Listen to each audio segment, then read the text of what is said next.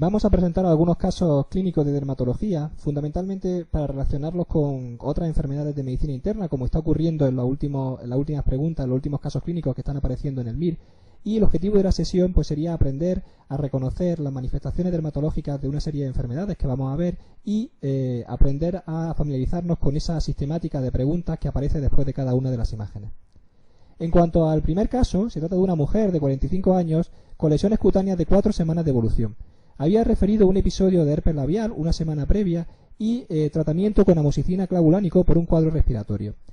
Consultaba por unas lesiones localizadas en las piernas y que posteriormente se habían extendido a la parte superior del tronco. Tenía una historia personal de artralgia y de fotosensibilidad y había sido tratada por estas lesiones con antifúngicos tópicos desde hacía varias semanas y una buena respuesta. Bueno, este podría ser el caso tipo de una pregunta 1000 y tenemos que reconocer lo que pueden ser palabras clave o elementos que nos pueden dar información. Fundamentalmente en este caso tenemos que fijarnos en la edad de la paciente, en segundo lugar en los antecedentes que habían precedido a esas lesiones cutáneas, como son el herpes labial y el tratamiento con amoxicilina clavulánico, y luego la localización de las lesiones. En dermatología es muy importante establecer dónde se localizan las lesiones porque eso nos puede orientar mucho al diagnóstico final. Y vemos que tenía lesiones en las piernas y en el tronco. En cuanto a la historia de antecedentes personales, pues nos tenemos que fijar en las artralgias y la fotosensibilidad, que también nos va orientando un poco hacia lo que puede tener esta paciente. En cuanto a la exploración física, pues podemos observar en esta primera imagen las lesiones de las piernas, que se trata de lesiones eritematoidescamativas, placa eritematoidescamativa localizadas de forma simétrica en ambas extremidades, y vemos como algunas de ellas confluyen en la zona de la rodilla formando algunas placas. El aspecto de estas lesiones son lesiones de aspecto psoriasiforme, pero si nos fijamos en las lesiones que la paciente presentaba en el tronco, sobre todo en la parte alta de la espalda, pues podemos observar que son lesiones diferentes. En este caso se trata de lesiones eritemato-violáceas con un color rojizo muy intenso, lesiones de distribución anular, como vemos aquí, y que en algunas zonas, como en toda esta parte central, pues confluyen realmente formando grandes manchas. Si observamos esta imagen con más detalle, podemos observar de nuevo esas lesiones anulares que aparecen en la parte alta de la espalda y como en la zona periférica pues hay un discreto collarete descamativo como el que podemos observar a este nivel. Bueno, ante esta historia clínica y estas imágenes, pues ¿qué diagnóstico podríamos considerar en primer lugar? ¿Se trata de un eritema polimorfo asociado a infección herpética que había tenido la paciente? ¿Se trata de una psoriasis en las extremidades inferiores y sin embargo presentaba un lupus eritematoso cutáneo crónico en el tronco? ¿Podría ser una toxicodermia asociada al tratamiento previo con amoxicilina clavulánico? ¿O sin embargo se trata de un lupus agudo en su variante anular y psoriasiforme? Bueno, la respuesta correcta en este caso es un lupus agudo de tanto la variante anular, que era la que tenía en el tronco, como la psoriasiforme, que era la que tenía en las piernas, y el resto de respuestas realmente establecen el diagnóstico diferencial que había que tener en cuenta en este caso. En primer lugar, el eritema polimorfo, por esas lesiones de morfología anular y por el hecho de que tenía una infección herpética, pero sin embargo las lesiones de eritema polimorfo son mucho más eritematoedematosas y en alguna ocasión puede aparecer una vesícula en el centro de estas lesiones. En segundo lugar, esta respuesta también es interesante, puesto que decíamos que las lesiones de las piernas tenían un aspecto psoriasiforme, con lo cual hay que incluirlo en el diagnóstico diferencial, pero sin embargo las lesiones de la espalda no tienen aspecto de lupus cutáneo crónico, sino de lupus cutáneo subagudo. Y en cuanto a la toxicodermia por amoxicilina clavulánico, también sería una respuesta a considerar, puesto que la paciente había tomado este tratamiento, pero sin embargo las lesiones que presentaba son lesiones muy típicas, muy características del lupus cutáneo subagudo en sus dos variantes. Se realizaron una serie de pruebas complementarias, como un hemograma y bioquímica, que no revelaron alteraciones, salvo una elevación de los anticuerpos antinucleares y unos anti-Ro positivos, y la biopsia pues, fue compatible con un lupus agudo. Realmente, si tenemos que aprendernos algunas características de la biopsia del lupus agudo, pues son estas. Inicialmente, una degeneración de la membrana basal y un infiltrado inflamatorio que se localiza típicamente de forma perivascular y perianesial. Además, curiosamente, la paciente nos comentó que hacía unos años su hija pues había tenido una serie de lesiones cutáneas al nacimiento que las vamos a ver a continuación. Estas son las lesiones que había presentado la hija y eran unas lesiones de distribución similar a las que tenía ahora nuestra paciente. Podemos observar que son lesiones en alguna localización de forma también anular, en otros sitios más arciforme, o más libedoide y que había presentado el bebé justo a los pocos meses de nacer. Realmente este patrón es muy sugerente, estas lesiones son muy sugerentes de un lupus subagudo neonatal. Vamos a ver ahora una segunda pregunta y dice: en relación a la enfermedad que presenta la paciente, es falso. ¿Los anticuerpos anti-RO son los responsables del lupus eritematoso neonatal? ¿El lupus cutáneo subagudo cura sin dejar cicatrices pero con alteraciones pigmentarias? ¿Más del 50% de los pacientes cumple criterios de lupus sistémico con mayor afectación renal y el sistema nervioso central? ¿O la variante psoriasiforme tiene peor pronóstico? En este caso la respuesta falsa es la respuesta de color amarillo, porque sí que es verdad que el 50% de los pacientes puede cumplir criterios de lupus eritematoso sistémico, pero son con manifestaciones menos severas, es decir, hay menor afectación renal y menor afectación del sistema nervioso central. Las otras preguntas son verdaderas, es decir, los anticuerpos anti-RO son los responsables del lupus eritematoso neonatal cuando se produce la transferencia materno-fetal. En segundo lugar, la mayoría de las lesiones de lupus subagudo curan sin dejar cicatrices, pero pueden dejar alteraciones en la pigmentación. Si viésemos cicatrices, deberíamos de pensar en un lupus cutáneo crónico. Y la variante psoriasiforme, como la que presentaba esta mujer en las extremidades, pues se asocia con un peor pronóstico, con una mayor recurrencia y mayor dificultad en su tratamiento. En cuanto a la idea final, que deberíamos un poco de centrar en este caso clínico, algunos de los mensajes más importantes, pues fundamentalmente es que aprendamos a reconocer las dos variantes clínicas de lupus subagudo, la variante anular, que quizás es la más frecuente, y la posibilidad de que también puedan existir variantes psoriasiformes. Recordar que si una mujer tiene un lupus subagudo, pues puede haber un cuadro de lupus subagudo neonatal en sus descendientes. Y bueno, pues que un número importante de pacientes con lupus subagudo, hasta un 50% puede tener criterios de lupus eritematoso sistémico, pero de una forma menos grave. Y bueno, pues en este caso la respuesta a la fotoprotección y al tratamiento con hidroxicloroquina, como en la mayoría de las formas de lupus subagudo, pues suele ser muy efectiva. En cuanto al caso número 2, se trata de una mujer de 17 años que no tenía una historia clínica de interés y que acudía a urgencias por un cuadro de 36 horas de evolución que se caracterizaba por unas lesiones pluriginosas que habían ido aumentando poco a poco en número y en tamaño y que no relacionaba ni con ingesta de fármacos ni con contacto con animales. Destacaba también, como en el caso anterior, un cuadro herpético oral hacía unos días que había tratado con una pomada ciclovir y tenía un buen estado general y estaba afebril. En este caso, pues también podemos observar unas lesiones en menor número que en el caso anterior, pero también de morfología anular, como podemos observar en todas las lesiones de la espalda, y llama la atención que la mayoría de esas lesiones están centradas por una pequeña vesícula en la parte central. Son realmente lesiones eritematoedematosas que están de forma anular y que están centradas por una vesícula.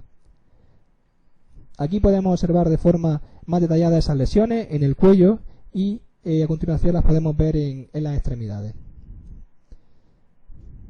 Muy bien, ¿cuál sería la pregunta que tenemos que plantearnos en este momento? Pues, ¿cuál es el diagnóstico de sospecha? ¿Se trata de una urticaria aguda, de un herpes diseminado, de un pemfigoide ampolloso, de un síndrome de Stevens-Johnson o de un eritema multiforme? En este caso la respuesta correcta es un eritema multiforme. Aquí sí que tenemos esas lesiones eritematoedematosas centradas por una vesícula y que son las características lesiones en diana del eritema multiforme. Si bien es cierto que a veces tenemos que hacer un diagnóstico diferencial con otros cuadros, fundamentalmente con la urticaria aguda, porque también presenta esas lesiones eritematoedematosas y cuando estas lesiones son mucho más generalizadas e incluso afectan de forma severa a las mucosas, pues tenemos que pensar en un síndrome de Stevens-Johnson. En cuanto a algunos datos sobre el eritema multiforme, pues tenemos que recordar que fundamentalmente se asocia a infecciones y a infecciones por el virus del herpes simple, y cuando tenemos casos de eritema polimorfo en pacientes pediátricos, pues debemos de pensar en infecciones por el Mycoplasma pneumoniae. En otras ocasiones se puede asociar a otros tipos de virus, como podemos ver en la presentación, o algunos fármacos, como fundamentalmente pues, los antiinflamatorios no esteroideos. En cuanto a la clínica, pues presenta generalmente no suele tener fiebre ni tampoco malestar general, sino que aparece una erupción brusca, fundamentalmente localizada en la superficie extensora de las extremidades, y es característico esas lesiones que hemos comentado, esas placas eritematoedematosas en diana. Cuando aparecen múltiples vesículas, pues a esa lesión se denomina herpes iris, y en ocasiones pueden aparecer lesiones en mucosa que puede ser en mucosa labial o en encías, en mucosa conjuntival o a veces en genitales. Cuando las lesiones que aparecen son múltiples y cuando hay una gran afectación de mucosas, pues tenemos que pensar en que ese eritema multiforme puede pasar a una forma mayor, como puede ser el síndrome de Stevens-Johnson. Aquí podemos observar pues algunas imágenes de pacientes con eritema multiforme. Vemos, por ejemplo, una localización típica como puede ser en la zona de las mejillas, y esta sería la lesión característica, esa lesión en diana, eritemato-edematosa, que está centrada por una vesícula en el centro. En ocasiones puede haber afectación de las mucosas, como en este caso, y a veces las lesiones pueden ser múltiples y confluentes, como en este otro, dando lugar a este aspecto tan característico. En cuanto al diagnóstico diferencial de esta enfermedad, lo hemos comentado. Fundamentalmente, pues tenemos que fijarnos o tenemos que pensar que la urticaria puede ser también un diagnóstico a tener en cuenta, y que en aquellos casos más severos y con importante afectación de mucosas, pues tendremos que pensar en el síndrome de Stevens-Johnson. El tratamiento es fundamentalmente sintomático, y si el paciente tiene prurito, pues habrá que prescribir antihistamínicos, y se pueden asociar corticoides tópicos en casos leves, y si el cuadro es más grave, pues podemos dar corticoides orales. Si el eritema multiforme se asocia a episodios de herpes recurrente, pues podemos hacer un tratamiento también con aciclovir oral. Seguimos con el caso número 3. En este caso se trata de una mujer de 48 años que consulta por una erupción cutánea levemente pruriginosa y fotosensible, sin otra sintomatología asociada, localizada fundamentalmente en la cara, en el cuello y en las manos, y nos aporta una analítica con unos ANAS positivos y una biopsia cutánea compatible con lupus eritematoso cutáneo. Tenía antecedentes personales de lipemia en tratamiento con estatinas desde hacía un año y no había ningún otro elemento importante en su historia clínica. En cuanto a la exploración física, pues podemos observar en esta imagen un enrojecimiento difuso de toda la cara, pero que se hace mucho más intenso fundamentalmente en la zona de los párpados y sobre todo en el párpado superior. A este nivel podemos ver unas lesiones eritematoedematosas con un poquito de descamación, con un color rosado violáceo. Si nos fijamos en las lesiones que la paciente presentaba en sus manos, pues podemos observar lesiones eritematosas localizadas fundamentalmente a nivel de las articulaciones metacarpofalángicas y también fundamentalmente centradas a nivel de las articulaciones interfalángicas, respetándose un poco la zona de las falanges de los dedos. Si observamos con mayor detalle, pues podemos observar incluso la aparición de algunas lesiones papulosas, como las que podemos ver un poco a este nivel, que son muy características de la enfermedad que presenta la paciente. Aquí vemos a mayor detalle esas lesiones, fundamentalmente, como digo, insisto, a nivel de las articulaciones metacarpofalángicas y también a nivel de las articulaciones interfalángicas. Y ante un poco estas manifestaciones, estas lesiones clínicas que presenta la paciente, pues, ¿con qué afirmación estamos más de acuerdo? Habría que descartar un lupus eritematoso sistémico, puesto que la paciente tenía una biopsia sugerente de lupus. Suspendería el tratamiento con estatinas y realizaría una biopsia cutánea sospechando una toxicodermia. Podría tratarse de una dermatomiositis o se trata de un lupus subagudo. La respuesta correcta en este caso es una dermatomiositis. Las lesiones que presentaba la paciente eran muy sugerentes de esta enfermedad. Presentaba un eritema en heliotropo, que eran esas lesiones que aparecían en el párpado, fundamentalmente centradas en el párpado superior, y luego presentaba unas lesiones muy características localizadas en las manos, que son lo que conocemos como el signo de Gottron y las pápulas de Gottron. La siguiente pregunta que nos podrían hacer sería: ¿cuál de las siguientes manifestaciones es patognomónica de la enfermedad que sospecha? En primer lugar, aparece eritema macular violáceo confluente asociado o no a edema que recubre las articulaciones metacarpofalángicas e interfalángicas, que sería lo que hemos comentado como el signo de Gottron y las pápulas de Gottron. En segundo lugar, telangiectasias periungueales con hemorragia cuticular. En tercer lugar, poiquilodermia atrófica vascular o eritema violáceo macular confluente periorbitario asociado o no a edema. La respuesta correcta en este caso, y en contra un poco de lo que cabría pensar, pues son las pápulas de Gottron y el signo de Gottron, y no el eritema en heliotropo como muchos podríamos haber pensado. Realmente el eritema en heliotropo se puede ver en otras enfermedades, pero esas lesiones que hemos visto en las manos, ese eritema macular a nivel de las articulaciones metacarpofalángicas e interfalángicas, es muy característico, muy específico de la dermatomiositis. En cuanto al mensaje que podemos sacar de este caso clínico, pues en primer lugar que no siempre hay una correlación entre la actividad muscular y la actividad cutánea. En este caso realmente teníamos lesiones cutáneas pero sin miositis, sin afectación muscular. En segundo lugar, que la biopsia de una dermatomiositis es muy sugerente o muy parecida a la biopsia de un lupus eritematoso cutáneo, por eso realmente la paciente traía ese informe que decía que era compatible con lupus.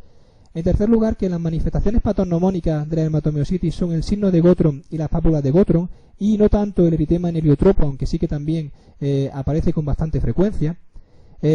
Realmente también sabemos que el papel de los anticuerpos en la dermatomiositis pues muchas veces no es muy específico y es bastante limitado, es decir, no aporta mucha información. Y luego una idea que tenemos que tener en cuenta, que en pacientes con dermatomiositis adulto hay un riesgo incrementado de desarrollar tumores, y sobre todo tenemos que recordar el riesgo mayor de cáncer de ovario en estas pacientes.